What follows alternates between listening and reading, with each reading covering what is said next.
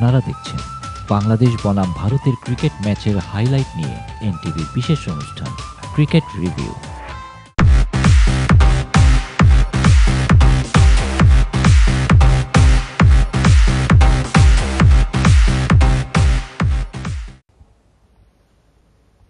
আসসালামু আলাইকুম দর্শক, ক্রিকেট রিভিউ অনুষ্ঠান থেকে নাশিদ রহমান আমন্ত্রণ জানাচ্ছি। এনটিভি কর্তৃপক্ষকে ধন্যবাদ। ভারত, বাংলাদেশ, সাউথ আফ্রিকার প্রতিটি যে আমাদের এখানে টেস্ট, ওয়ানডে এবং টি-20 হচ্ছে, প্রতিটার পরই এই এনটিভি কর্তৃপক্ষ ক্রিকেট নিয়ে আলোচনার আয়োজন করেছে।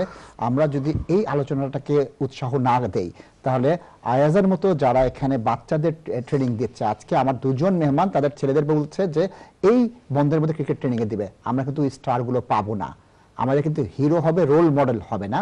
আমাদের ছেলেদেরকে এগিয়ে আসার জন্য, এন্টি সোশ্যাল অ্যাক্টিভিটি থেকে বের হয়ে আসার জন্য এবং তার ভালো মতো বেড়ে ওঠার জন্য কিন্তু এই ক্রিকেট খেলাটার প্রয়োজন আছে।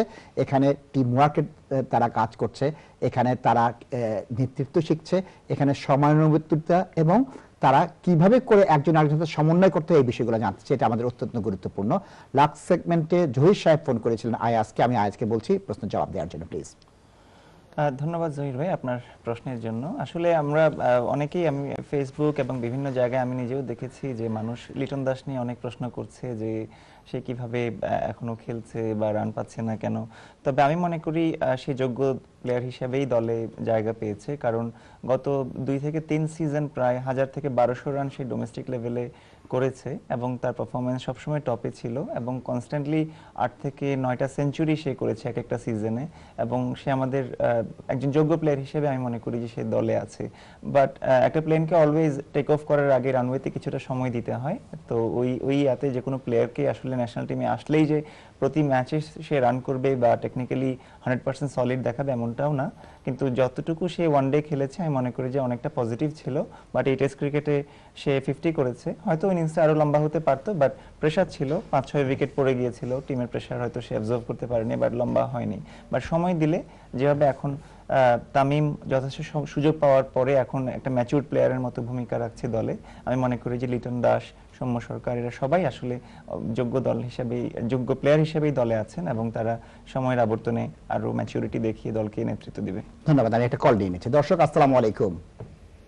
হ্যালো, আসসালামু আলাইকুম, প্রশ্নটা বলুন কাইন্ডলি। দর্শক আপনি প্রশ্নটা বলবেন কাইন্ডলি। লন্ডন থেকে বলছি। বলেন প্লিজ। মুর্শিদ আমার বলেন মুর্শিদ ভাই। কোশ্চেন 2-3টা আছে আর কি। বলেন। মোহাম্মদ আব্দুর রাজ্জাকের বোলিং আর কি এবারে এই যে উইকেট হিসেবে বাংলাদেশের অনেক ভালো বোলার, বাট উনি দলে চান্স পান না। আচ্ছা, এটা একটা প্রশ্ন। সেকেন্ড প্রশ্নটা? তারপর Mohammad Ashraful, is the legend of Bangladesh. Ashraful তো ব্যান্ড ভাই, আমি মনে করি যেটা আর কি। না ঠিক আছে, আমি মনে করি লিজেন্ড, কিন্তু উনি তো আইসিসি এবং বাংলাদেশ ক্রিকেট কর্তৃপক্ষ দ্বারা ব্যান্ড। এখন তো উনার শাস্তি তো কমানো হয়েছে, উনি তো আগামী বছর জানুয়ারি থেকে খেলতে পারবেন উনি। আচ্ছা, আর ওই লিটন দাস। ধন্যবাদ। এনামুল এত পারফরমেন্স আর অনেক ভালো, ইন্টারন্যাশনাল লেভেলে অনেক ভালো খেলছে, বাট ও দলে চান্স পায় না। ধন্যবাদ, আমি বুঝেছি। আমি এই প্রশ্নগুলো আমার আয়াজকে করব। তার আগে দর্শক একটু আমি আমার দুজন মেহমানের কাছে যাচ্ছি, জেনারেশনের একটা প্রশ্ন করব। আমি এহসান এবং সাব্বির জামি বাবু, যে আমাদের তিনজনের বাবাই শিক্ষক ছিলেন। এহসানের বাবা প্রথিতযশা শিক্ষক, দীর্ঘদিন তিনি শিক্ষকতা করেছেন এবং তার হাজার হাজার ছাত্র আছে। ঠিক একইভাবে সাব্বির জামির বাবা ঢাকা মেডিকেল কলেজের দীর্ঘদিন শিক্ষকতা করেছেন এবং প্রথিতযশা বাংলাদেশের রাষ্ট্রপতি থেকে শুরু করে প্রচুর মন্ত্রীরা তার বাবার কলিগ ছিলেন। আমার বাবা ঢাকা বিশ্ববিদ্যালয়ে শিক্ষকতা করেছেন, বিশ্ববিদ্যালয়ের ভাইস চ্যান্সেলর ছিলেন। এখন আমি সাব্বির এবং এহসানকে প্রশ্ন করব, আমাদের ছোট সময় কিন্তু আমাদের বাবারা খেলাটাকে একটা অপরাধ দেখত, আপনারা ছেলেদেরকে খেলতে দিচ্ছেন, এই জেনারেশনের বিষয়টি একটু আলোচনা করবেন প্লিজ। আপনার বাবা সে সময় বাংলাদেশে, দুজনেরই বাবা প্রথম 200-400 জন লোকের মধ্যে একজন ছিলেন, তারপরে কিন্তু মানসিকতাটা ছিল কি খেলাটা একটা অপরাধ, করতে বসো, আর আপনারা টাকা খরচ করে ছেলেদের খেলতে দিচ্ছেন। একটু আলোচনা করেন প্লিজ। বাবু বলো, তুমি বলো। না তুমি শুরু করো। বলো, তুমি বলো। এসা প্লিজ। আমি আসলে এই জিনিসটা বলা একটা রিস্কের ব্যাপার, কারণ আমি কখনো দুই জিনিস আমি আজকে এখানে কনফেস করব, এটা খুব ফানি। আমি কিন্তু আমাদের মনে হচ্ছে যে আমরা টিমে খেলতাম, আমি ওটা উইকেট কিপার ছিলাম। উইকেট কিপার ছিলাম এবং আমার আব্বু ছিল ওই আমাদের সরকারি কলেজের প্রফেসর। হ্যাঁ, তা আব্বু কলেজে যাওয়ার রাস্তা ছিল রিক্সা দিয়ে যেতেন আমাদের পাড়ার মাঠের ভিতর দিয়ে। তো পাড়ার মাঠে যখন আমি খেলতাম আমাদের কাজের ছেলেটা সাথে নিয়ে যেতাম, ওকে কোনায় বসায় রাখতাম যে আব্বুকে দেখলেই আমাকে চিৎকার, ভাইয়া স্যার। এই প্রায়ই খেলার মাঝখানে এরকম ঘটতো এবং আব্বু আসলে আমাদের পাড়ার এই মাঠটার পাশে পুকুর ছিল, আমি পুকুরে একটু গর্ত ছিল, আমি ওখানে লুকায় বসে থাকতাম এবং খেলা কতদিন পোস্টপোন হয়েছে এবং আব্বু খুবই সাসপিশিয়াস তোকে তাকাইতো, কি রে সবাই খেলা বাদ দিয়ে দাঁড়িয়ে রয়েছে কেন, উইকেট কিপার নাই, খেলা কি করে নিয়ে তো আমি দৌড় দিচ্ছি। তখন খুব ভয়ের দিন ছিল, বাট এখন মনে হলে অনেক হাসি লাগে। আমার বাবা মা যখন প্রথম এদেশে আসে 2005-এ, তখন কিন্তু বাংলাদেশে ইংল্যান্ডে খেলা ছিল, আমার ফ্যামিলি কেউ জানে না যে তো বাবা মা দেখছে না, সো আমি কনফেস করতে অসুবিধা নেই। আব্বুকে আর মাকে আমি বলছি আমি আসতে পারবো না, আমি কাজে অফ নিতে পারিনি। ইনফ্যাক্ট আমি ছিলাম লর্ডসে বাংলাদেশ ইংল্যান্ডে ওয়ানডে ম্যাচ খেলা দেখতে, যদি মা বাবা জানে প্রথম আসছে, I am sure I will not be forgiven. এইগুলো মনে করলে খুব ভালো লাগে এখন, কিন্তু তখনকার সময় খুব আতঙ্ক ছিল। তোমার ছেলেকে কেন দিচ্ছে খেলায়? আমার ছেলেকে দিচ্ছি এই কারণে, ওই যে তুমি একটু বললা ক্রিকেট একটা কিন্তু লাইফটা ডিসিপ্লিন অনেক হয়, 2 ঘন্টা এক্সারসাইজ করে ওরা জানে, ওরা ইয়ে করে। ফানি থিং হলো আগে ওরা 2 ভাই এই স্যাটারডেতে আবার 2 ছেলে কার্টুন বা এসব করতো, 9 থেকে 11টার মতো খেলে সারাদিন সব ক্রিকেট নিয়ে ওরা ডিসকাস করে, এক্সচেঞ্জ করে। এবং আমার ছোট ছেলে প্রতিটা বাংলাদেশে যতটা খেলা আছে স্কুল ডে ছাড়া উইকডে যেগুলো ছিল আমার সাথে বসে রাত 4টা থেকে দেখছে। বয়স 7 বছর ছিল তখন, এখন 8 হয়েছে। দেখছেন, that's how I feel proud যে এই ইন্সপিরেশনটা আমি ট্রান্সফার করতে পারছি ওর মধ্যে। ও জানে যে বাবা কত প্যাশন ক্রিকেট খেলার জন্য, এবং এটা সে টেক ওভার করেছে। দেখি বাবুর কি মতামত। হ্যাঁ, ঠিক সেরকম সময়ে অনেক কিছু চেঞ্জ হয়। আগে যেরকম আমরা সুযোগ সুবিধা ছিল, এখন সুযোগ সুবিধা আরো বেশি। আমাদের ইন্দিরা রোডে দেখবা হয়তো বা সংসদ ভবন মানিক মেহবিনের পাশে ছোট্ট একটা মাঠ, ওই মাঠেই আমাদের সবকিছু থাকতো। আগে আমরা যখন ক্রিকেট সেকেন্ড ডিভিশনে খেলতাম, কোয়ালিফাই করছি, তখন আমাদের প্লেয়ারদের আনলে থাকার জায়গা থাকতো না। হ্যাঁ, আমাদের সব বিভিন্ন বাসা ভাড়া করে করে তাদেরকে রাখতে হতো, বাবা মার থেকে লুকায় লুকায় ক্লাবের জন্য টাইম দিতে হতো।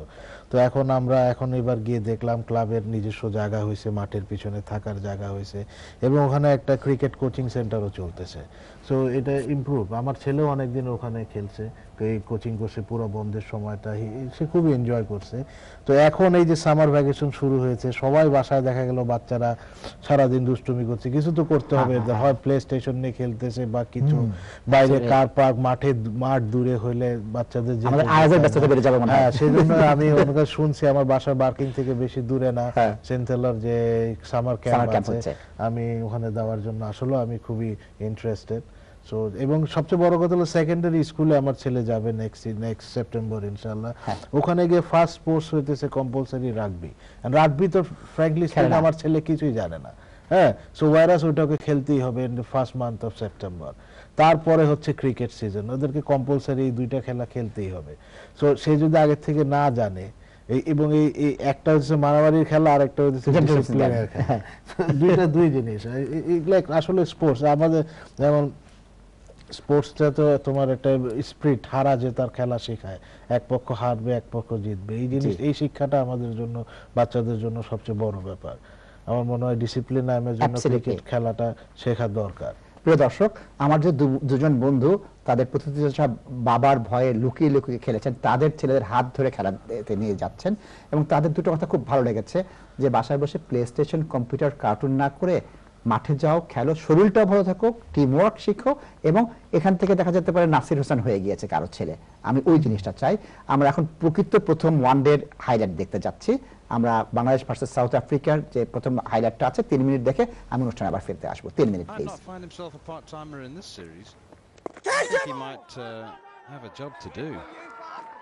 Certainly, we won't expect a much quicker wicket in Mirpur for the second test.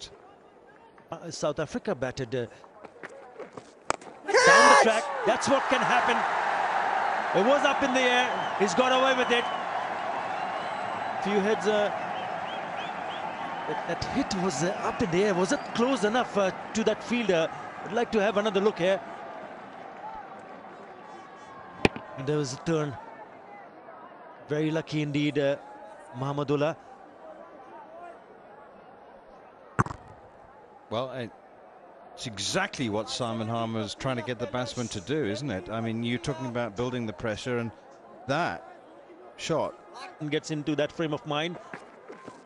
You can certainly pick up a wicket. Well, he's hit that one into the gap. Once again down the track. 4 more expensive over. 11 in that over. 73 for 2.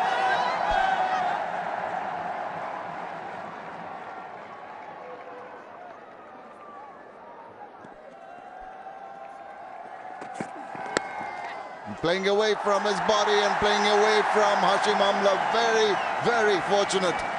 Very tentative little push, not in control of that shot at all. Yeah, that would have been regulation, second slip catch. I always find that the genuine edges do go finer. Obviously split the slip cording there. Amla at a regulation first slip, not at a floating one, and then they've got a fourth slip. That would have been bang straight knee high to second slip. And as I know that sounds a contradiction.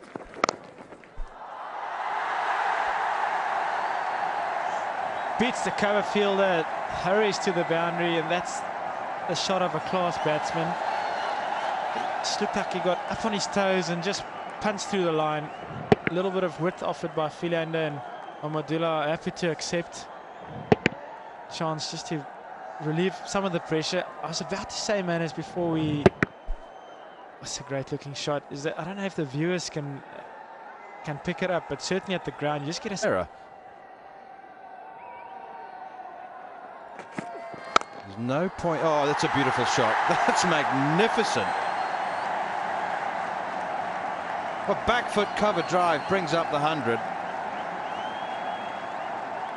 I don't know who Mahmudullah's bat sponsor is or bat manufacturer, but I would have a word, see if you can get hold of a couple if I was you, Mornay.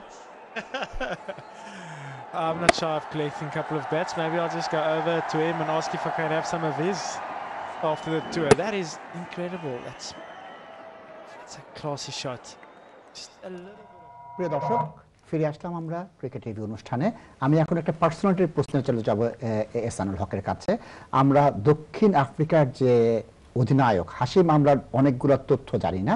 আমরা কি হয়েছে জানেন, dean Jones নামে যে অস্ট্রেলিয়ার একজন খেলোয়াড় ছিলেন, তিনি ধারাভাষ্যে হাশিম আমলার মুখের দাড়িকে ব্যঙ্গ করে বলেছেন সন্ত্রাসীতে আরেকটা ক্যাচ ধরেছে, এজন্য তাকে কিন্তু ESPN বাদ দিয়ে দিয়েছিল। সেটা তার ব্যক্তিগতভাবে তিনি কি হচ্ছে অত্যন্ত ধর্মপ্রাণ একজন মানুষ।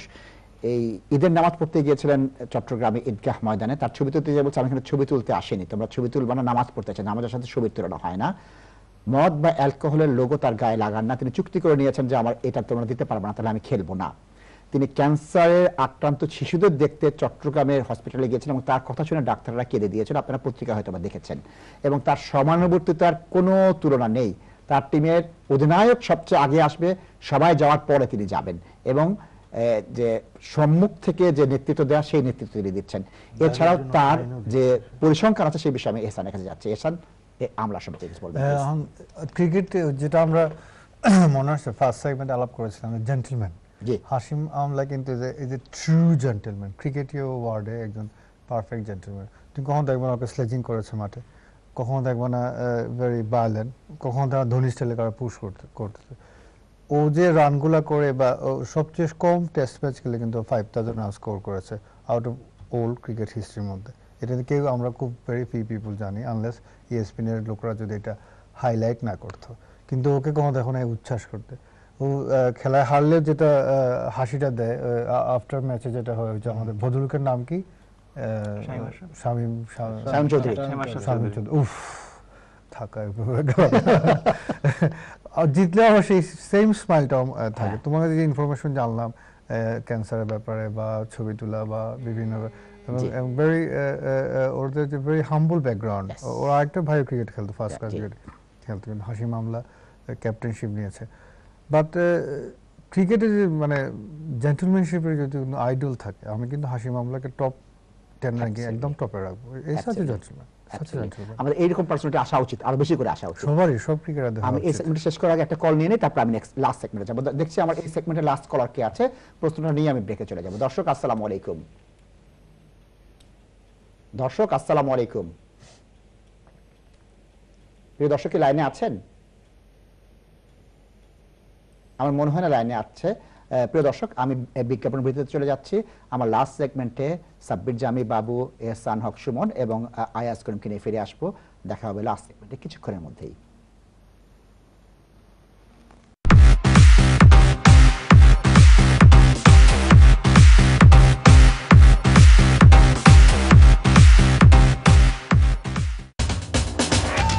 আপনারা দেখছেন বাংলাদেশ বনাম ভারতের ক্রিকেট ম্যাচের হাইলাইট নিয়ে এনটিভির বিশেষ অনুষ্ঠান ক্রিকেট রিভিউ।